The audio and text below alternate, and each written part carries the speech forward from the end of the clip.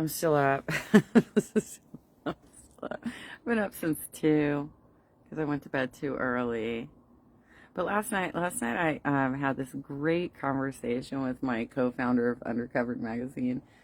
Um, because we've never met in person. We have never met in person, but we have known each other virtually since 2001, I think, or 2002. God, it's almost 20 years, Shaman.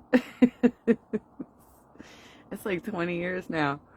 Um, and we've done a lot of projects together. We've done a lot of projects together at this point. So we have, a great virtual online working relationship where we like collaborate and we do all these things. But we also have sort of like this uh, pop culture knowledge, like shared experiences, because we met on the official Star Wars message boards back in like 2001, 2002. After I started my account right after the second prequel movie came out, because I was so confused by what they did with that movie that I thought they were setting up Padme's character to be like a Sith who was trying to convert Anakin, because she was so supportive in his killing of the Sand People that I thought there's no way. She's got to be a Sith, right? She's got to be a Sith. So I went there to discuss the movie, and then I quickly discovered the cantina. This is one of our first projects that we worked on.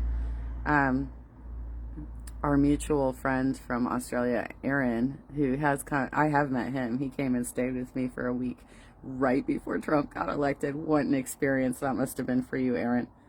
All right, so Aaron actually started the group. We have a group. I think it's fairly defunct at this point, but we have a group.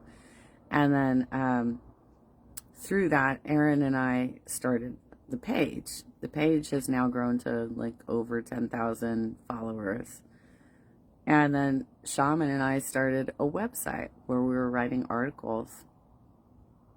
So that was, I think, our first venture aside of like doing like sideboards, we had some sideboards where we were creating internet experiences for people, but that was like before we were on Facebook, right?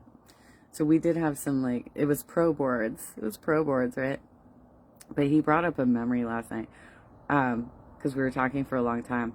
And every once in a while we do this. Like when a new Star Wars movie comes out that we're all like excited about, we might like call each other in the middle of the night and be like, okay, did you watch it yet? Let's talk about this.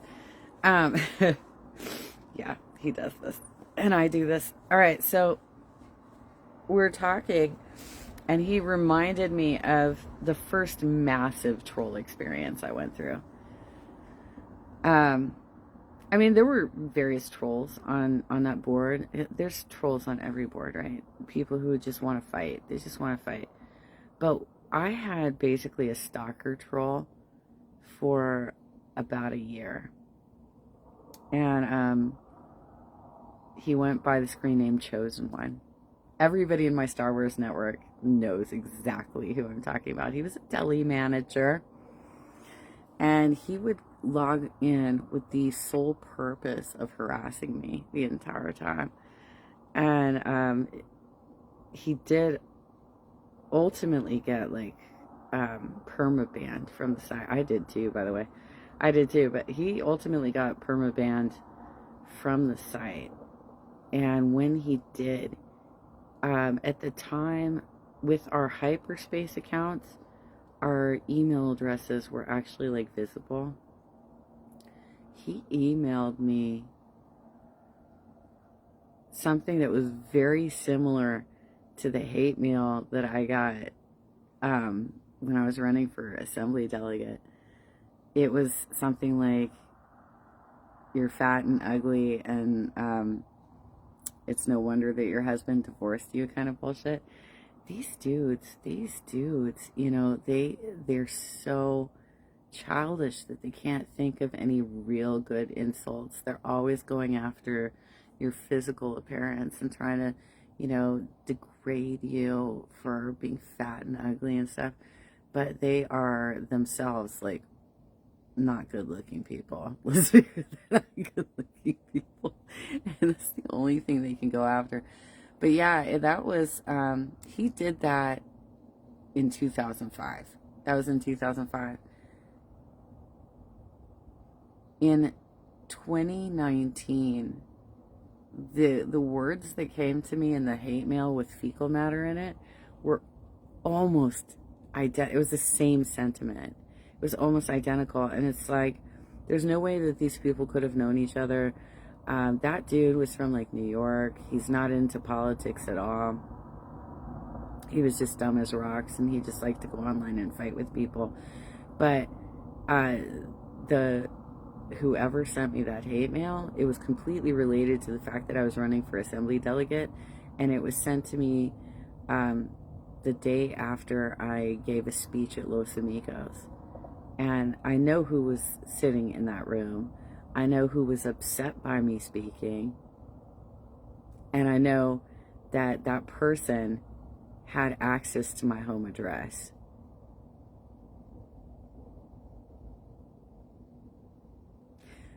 These folks involved with the Progressive Network, the Progressive Delegates Network, are children. They can't formulate real arguments, and so instead they try and harass and bully people. But yeah, it was so wild that he brought that up. He couldn't remember his screen name at first, and I was like, wait a minute, are you talking about Chosen One? I still have that email. I still have that hate mail that he sent me, that virtual hate mail that he sent me.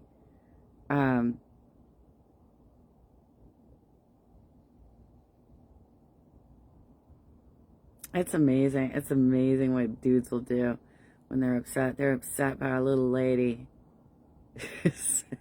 Did she get embarrassed by the little lady? That's hilarious. I have never dropped hate mail like that to somebody.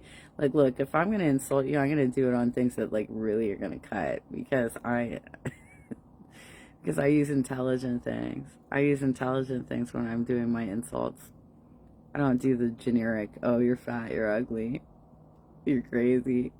I don't do the generic insults. If I'm gonna insult you, I'm gonna insult you, and it's gonna hurt. It's gonna fucking hurt. Ask any of my ex-boyfriends.